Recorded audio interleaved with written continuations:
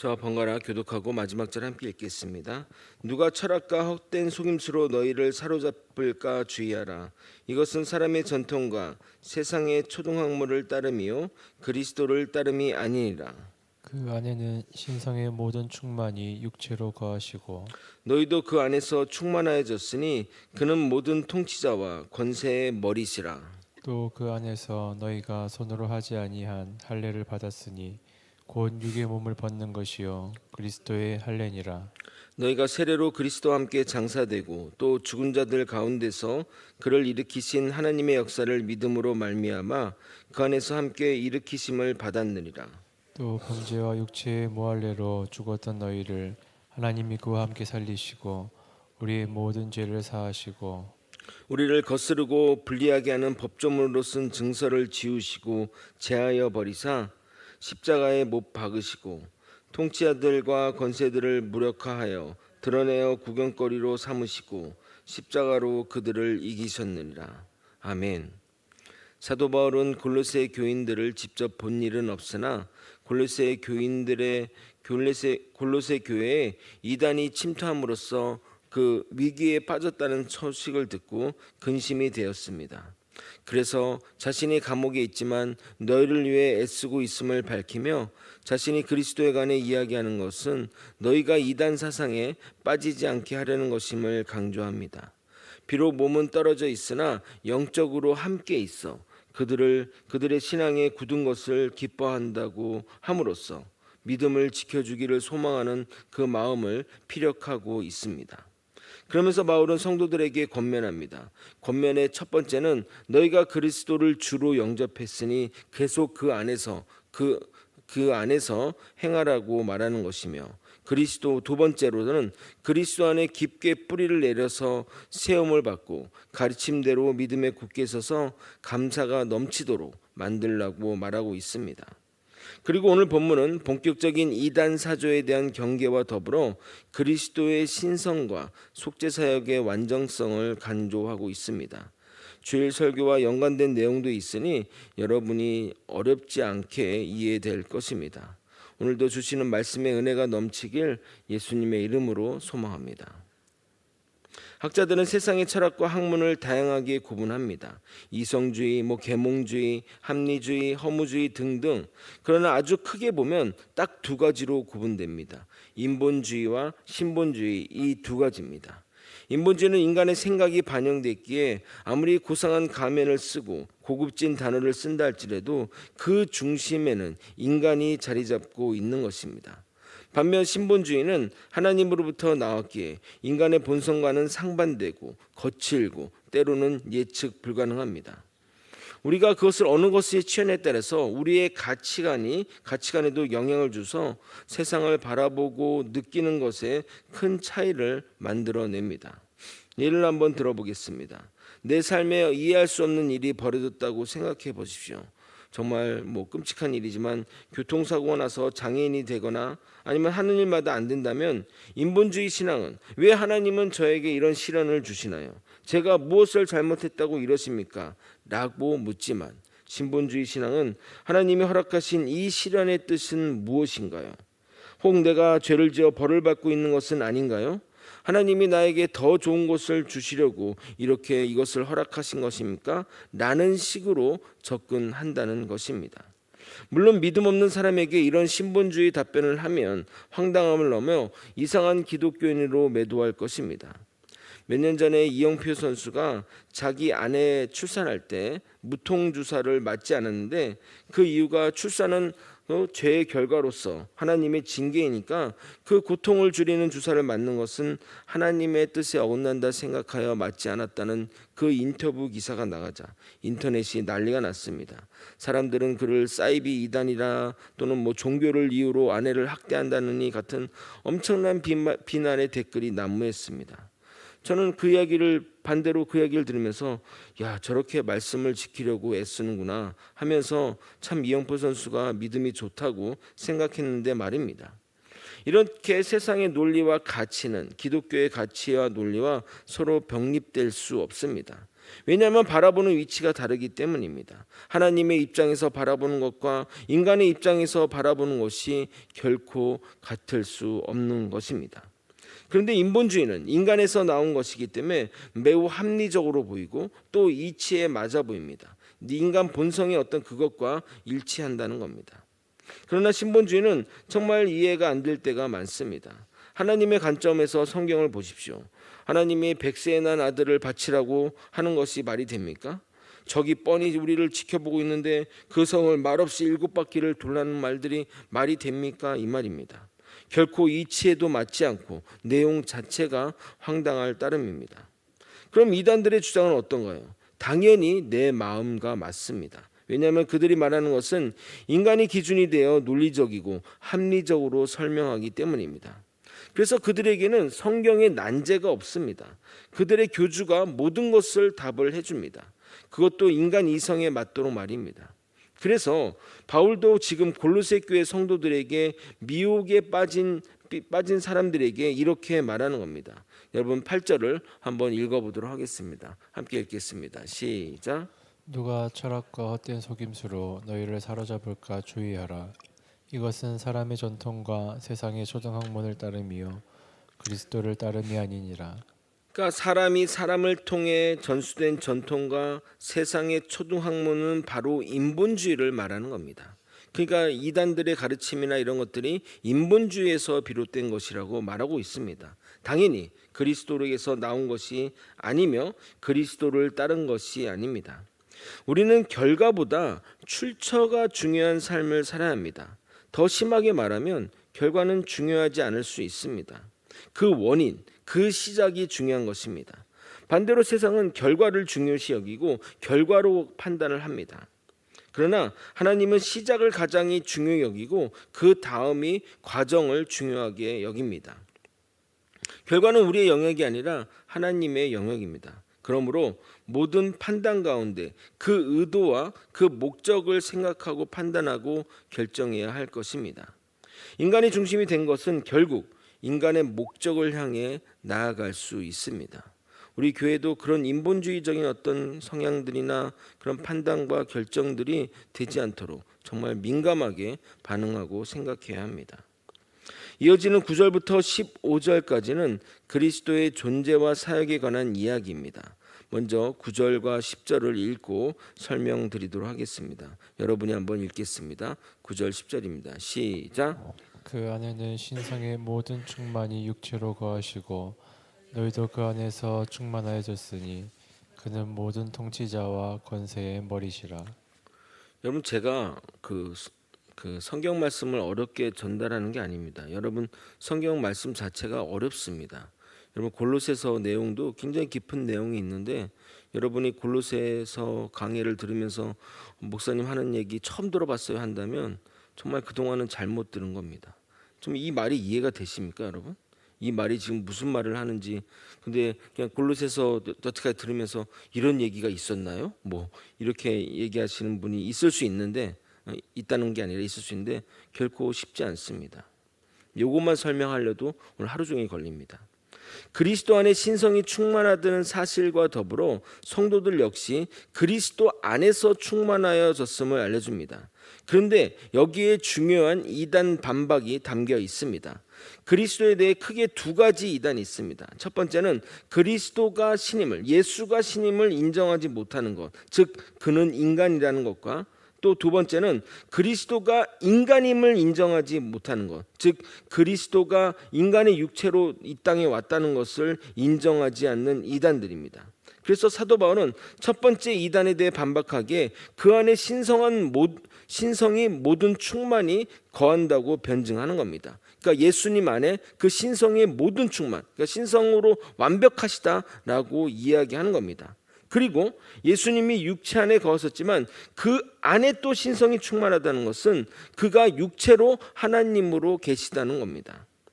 그리고 이어서 두 번째, 그리스도는 천한 인간의 육체에 있을 수 없게 잠시 육신에 거하는 것이다. 육신을 빌려 거하는 것이다. 가연설 또 뭐 이렇게 표현하는데 그 주장에 신성의 모든 충만이 육체로 거한다고 힘주어 강조하고 있는 겁니다.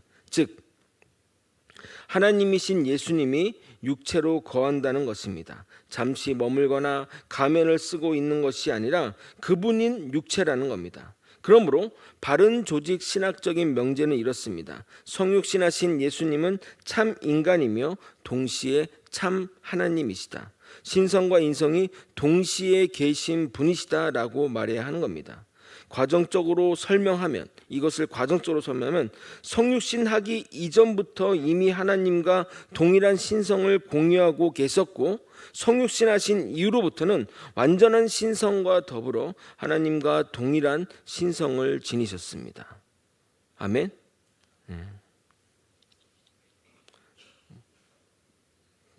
성경의 내용이 그렇다는 겁니다.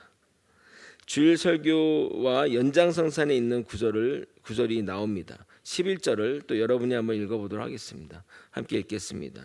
시작. 또 그 안에서 너희가 손으로 하지 아니한 할례를 받았으니 곧 육의 몸을 벗는 것이요 그리스도의 할례니라. 자, 우리가 주일날 설교를 잘 들었으니까 그 용어에 대한 정의를 잘 기억하실 텐데, 손으로 아니한 할례, 그러니까 육체적인 할례가 아닌 것은 그리스도의 할례인데, 이것은 어떻게 하느냐? 그리스도를 믿음으로 우리가 그리스도의 할례, 손으로 아니한 할례를 받았다고 말씀드렸습니다. 우리가 그리스도를 믿는다는 것은 이제는 육체의 삶을 버리고 영적인 삶을 살겠다는 것인데, 할례의 의미가 생식기의 끝을 잘라냄으로써 이제는 육체의 삶이 아니라 영의 자녀, 영의 삶으로 살겠다는 것이 되기 때문에 그것과 내용이, 정신이 똑같다는 것입니다. 그렇기 때문에 우리가 할례를 받지 않잖아요. 그런 이유는 뭐냐면 그 정신을 이어서 우리가 예수 그리스도를 구주로 고백하고 이제는 육체의 삶을 살지 않고 영의 삶을 살겠다는 그 믿음의 고백이 그것이 담겨 있는 것이기 때문에, 그래서 우리는 영의 할례, 육의 할례가 아닌 영의 할례, 그리스도의 할례를 받은 것으로 하나님의 명령을 계승하고 있는 것입니다. 그러면 우리는 육의 몸을 벗는 그리스도 할례를 통해 우리는 구원받은 자들입니다. 이어서 예수님은 영적 세계의 지배자입니다. 우리는 그리스도 안에서 영적인 할례를 받아 하나님의 진정한 백성이 되었으며, 세례를 통해 그리스도와 연합하여 함께 죽고 그리스도와 함께 살아난 자들입니다. 여기에 또한 연합의 교리를 이야기하고 있습니다. 설명에 앞서 12절을 여러분이 먼저 한번 읽어보도록 하겠습니다. 함께 읽겠습니다. 시작. 너희가 세례로 그리스도와 함께 장사되고 또 죽은 자들 가운데서 그를 일으키신 하나님의 역사를 믿음으로 말미암아 그 안에서 함께 일으키심을 받았느니라. 많은 신학적인 또 주제 가운데 가장 어려운 주제인 하나가 뭐냐면 바로 연합의 교리입니다. 우리가 믿음으로 주를 받아들이고 성령이 인치시면 우리는 그리스도와 연합된 존재가 되어 예수 그리스도의 죽음이 나의 죽음이 되고 예수 그리스도의 살아나신 것처럼 훗날 우리도 부활하게 된다는 겁니다. 만약 우리가 이렇게 연합되지 않는다면, 우리가 예수 그리스도가 그 어떤 원리로 되는지는 우리는 알 수는 없어요. 하나님의 놀라운 신비죠, 신비. 우리가 예수 그리스도를 믿으면 우리는 하나님 예수 그리스도와 연합이 되는 겁니다. 이 연합되지 않는다면 예수님의 죽음은 예수님의 죽음이고 나의 죄는 여전히 그대로 남아 지옥 갈 운명인 겁니다. 그런데 우리가 예수님을 연합시켜 그분의 속죄, 그분이 이루신 일것이 우리의 것이 되는 겁니다. 이것을 연합의 교리, 연합되었다 얘기하는 겁니다. 로마서 6장 3절부터 5절 읽어드리도록 하겠습니다. 무릇 그리스도 예수와 합하여 세례를 받은 우리는 그의 죽으심과 합하여 세례를 받은 줄을 알지 못하느냐. 그러므로 우리가 그의 죽으심과 합하여 세례를 받음으로 그와 함께 장사되었나니, 이는 아버지의 영광으로 말미암아 그리스도를 죽은 자 가운데 살리신 것 같이 우리도 또한 새 생명 가운데 행하려 함이라. 만일 우리가 그의 죽으심과 같은 모양으로 연합된 자가 되었으면 또한 그의 부활과 같은 모양으로 연합한 자도 되리라. 이 연합의 교리는 에베소서에서 이렇게 표현되고 있습니다. 에베소서 2장 3절에서 6절.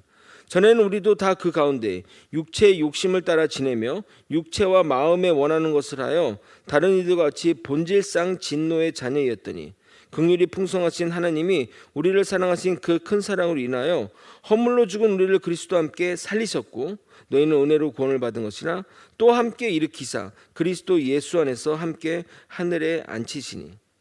그러니까 하나님의 구원의 방식, 그러니까 우리가 예수 그리스도를 믿음으로써 우리가 구원받았다고 얘기하잖아요. 우리의 죄가 속죄되었다고. 근데 하나님이 하시는 방식은 이렇게 연합시킴으로써, 예수 그리스도와 우리를 연합시킴으로써 그분의 속죄가 우리의 것으로 되는 것이고 또 그분의 그 부활하심이 우리의 것으로 만드셨다는 겁니다. 이 연합은 하나님이 우리를 사랑하신 그 큰 사랑으로 인하여 일어난 일이고, 그래서 죽은 우리를 살리시고 죽은 우리를 함께 일으키시며 함께 하늘에 앉히시는 겁니다. 이것은 우리가 물리적인 어떤 결합을 하고 약정을 하고 그런 개념이 아닙니다. 하나님의 차원에서 우리가 믿음을 고백하고 또는 세례라는 형식을 통해 나의 신앙을 공고히 하면 그때 하나님은 우리를 예수와 연합시켜 그의 죽음이 나의 죽음이 되고 그분의 부활이 나의 부활에게 되게 하는 겁니다. 이 연합은 복음의 신비입니다. 예수님의 사역의 결과로 얻게 된 열매를 우리가 연합했기 때문에 그 실과를 얻는 것과 동일합니다. 마치 우리 자녀들이 아무것도 안 해도 우리 집안의 자녀라는 이유만으로 마음껏 집안의 것을 사용하는 것과 동일한 것입니다. 그러나 이 연합이 혜택과 유익만 있는 것이 아닙니다. 그에 따른 합당한 행동이 뒤따라야 하는데 이것을 의무로 받아들이거나 그렇게 생각해서는 안 됐고 그것에 걸맞는 행동이 되는 겁니다. 마치 거지 출신이었는데 알고 보니까 내가 왕자의 신분이었네. 그래서 왕자가 되었습니다. 그러면 거기에 맞는 왕자에 맞는 행동이 요구되는 것과 마찬가지입니다. 대표적인 성경 구절이 바로 갈라디아서 2장 20절입니다. 여러분 같이 또 읽어보도록 하겠습니다. 함께 읽겠습니다. 시작. 내가 그리스도와 함께 십자가에 못 박혔나니 그런즉 이제는 내가 사는 것이 아니요 오직 내 안에 그리스도께서 사시는 것이라. 이제 내 육체 가운데 사는 것은 나를 사랑하사 나를 위하여 자기 자신을 버리신 하나님의 아들을 믿는 믿음 안에서 사는 것이라. 그러니까 그 전반부는 이제 우리가 그런 존재라는 걸 얘기하는 거죠. 그리스도께 사시는 것이라. 이제 내가 육체 가운데 사는 것은 나를 사랑하사 나를 위해 자기를 버리신 하나님의 이름을 믿는 믿음 안에서 살아가라고 이야기하는 겁니다. 아멘. 우리는 주를 믿는 믿음 안에서 살아야 하는 것이 당연한 것입니다. 말씀을 정리하겠습니다. 8절은 세상 철학과 헛된 속임수로 노력당하는 일이 없도록 촉구한 다음에 이단의 교훈은 사람의 근거한 것임을 그리스도의 근거한 것이 아님을 강조하고 있습니다. 이 이단의 사상 모든 것들이 인본주의, 인간의 철학에서 나온 것이지 결코 그리스도께서 나온 것이 아닙니다. 그리고 이어지는 9절과 10절은 성육신하신 그리스도 안에 신성이 충만히 거하며 그리스도와 연합된 성도들 역시 그리스도 안에서 충만해졌음을 강조합니다. 11절부터 15절까지는 성도들을 구원한 그리스도의 속죄의 완전성을 강조함으로써 성도들이 구원하는데 다른 무엇이 필요하지 않다고 말하고 있습니다. 그 안에 연합의 교리가 담겨 있습니다. 거제 소망교회 성도 여러분, 기독교는 절대 쉬운 종교가 아닙니다. 하나님의 놀라운 섭리가 깊게 묻혀 계획과 완성과 언약과 성취로 이어지듯이 마치 씨줄과 날줄로 엮인 정말 직물처럼 잘 연결되어 있습니다. 인간이 만든 무식한 종교와는 결이나 수준 자체가 다릅니다. 그런데 신기한 것은 정말 기독교는 초등학교 1학년부터 대학원의 박사 과정이나 다 이해가 되고 적용이 된다는 겁니다. 하나님을 알면 알수록 알아야 할 것이 한량없고 단순하게 예수님 믿고 구원받고자 하면 다른 종교보다 정말 쉬운 종교가 기독교입니다. 각자 수준에 맞게 주님을 알아가면 좋겠습니다. 배움의 길은 끝이었습니다. 우리 모두 주님을 알아가는 길에 전력을 다해 나아갔으면 좋겠습니다. 주님을 알아가는 기쁨이 넘치는 저와 여러분이 되시길 예수 그리스도의 이름으로 축원드립니다. 기도하시겠습니다. 하나님의 그 놀라운 섭리, 하나님의 그 뜻을 배우면 배울수록 정말 하나님의 그 오묘하심과 신묘망측함에 하나님께 경배와 찬양을 올려드립니다. 하나님이 이렇게 우리를 이끄시고 그 놀라운 하나님의 교리를 통해 하나님의 그 놀라운 섭리를 통해 우리를 하나님께 인도하시니 너무나 감사합니다. 우리가 어찌 그리스도와 연합할 수 있습니까? 죄인된 우리가 어찌 예수님과 함께 죽고 부활할 수 있겠습니까? 그 놀라운 일들을 허락하신 하나님께 감사와 찬양과 영광을 올려드리는 우리 모두가 될 수 있도록 이끌어 주시옵소서. 깨달음을 주시옵소서. 주님 더 알기 원합니다. 주님의 큰 은혜 안에 살게 도와주시옵소서.